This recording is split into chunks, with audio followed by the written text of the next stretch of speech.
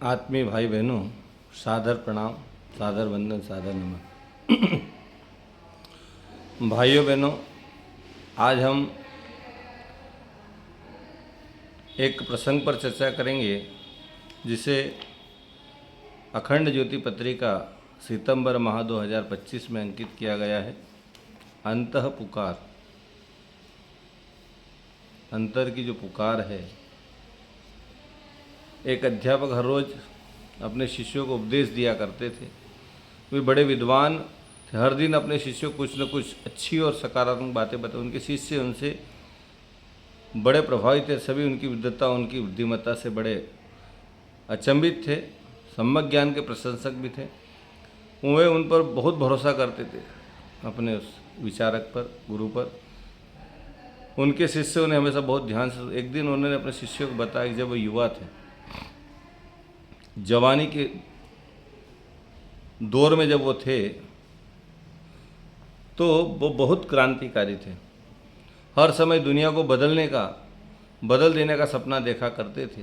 उन्हें लगता था कि दुनिया में हर कोई बराबर होना चाहिए, समानता होना चाहिए, एक जैसे होना चाहिए।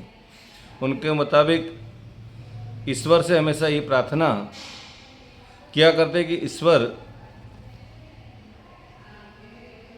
सबको, दुनिया उसके सपनों के मुताबिक बदल दे, दुनिया में सबको बराबर कर दे, सबको समस्याओं से रहित कर दे और सब में सबके लिए प्यार भर दे। वे ही सपना देखते रहते, ईश्वर से अपने सपने पूरा कराने की प्रार्थना किया करते थे।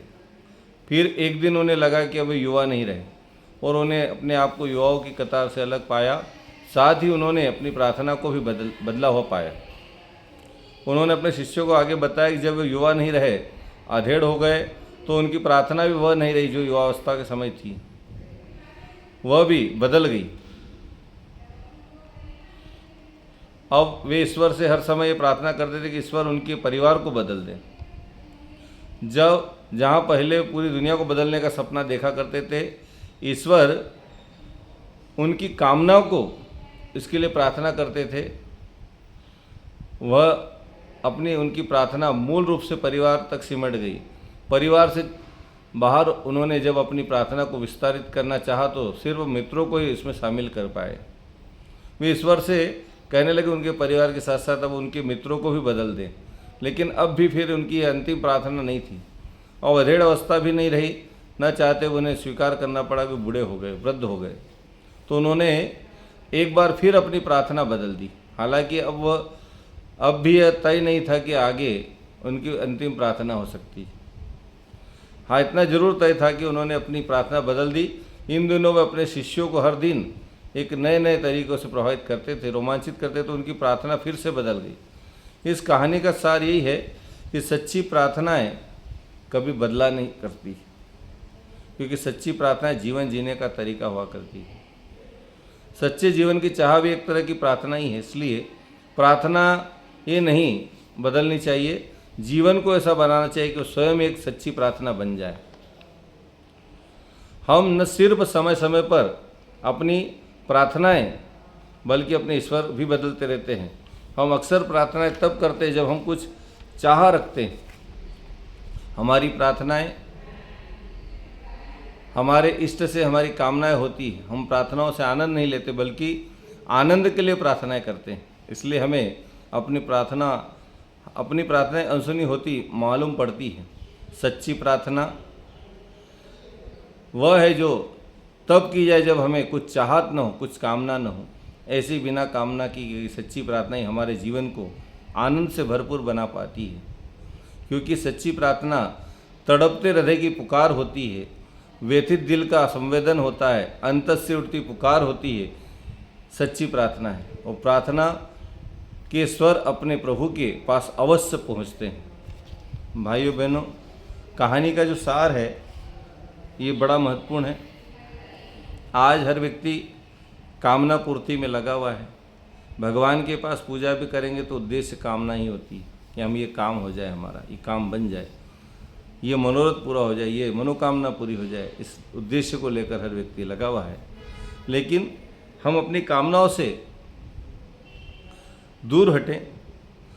श्रीमद् भागवत में भी प्रसंग आता है कि जब हिरण्यकश्यप को नरसिंह भगवान ने मार दिया और नरसिंह भगवान उग्र रूप में आए तो प्रहलाद ने उनको शांत किया था। देवताओं से तो शांत नहीं, प्रहलाद ने प्यार से उनको भगवान ने गोद में बिठा लिया और कहा कि बेटा मांग क्या चाहता है। तूने बहुत तकलीफ उठाई, बहुत दुख उठाया, बहुत परेशानियाँ झेली भक्ति के मार्ग पर, अब तू क्या चाहता है मांग।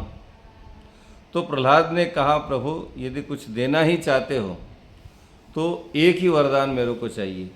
कौन सा वरदान चाहिए? इस धरती पर शायद ही ऐसा कोई वरदान किसी ने मांगा हो।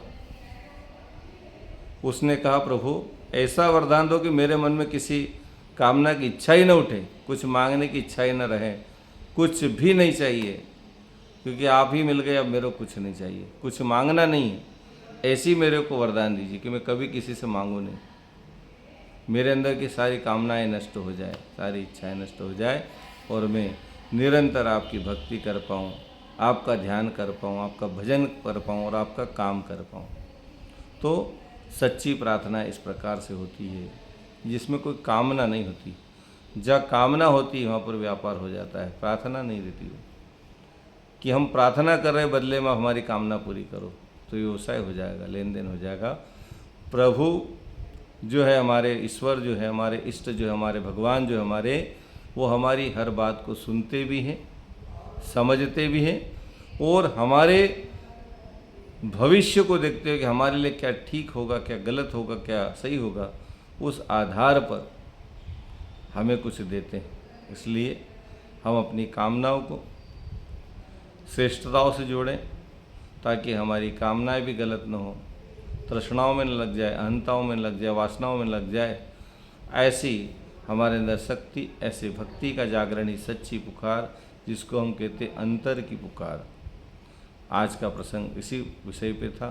अंतर की पुकार जब उठती है तो भगवान स्वतः ही मिलते चले जाते हैं। भगवान का आशीर्वाद, भगवान की कृपा हम पर निरंतर बरसने लगता है, बरसता है।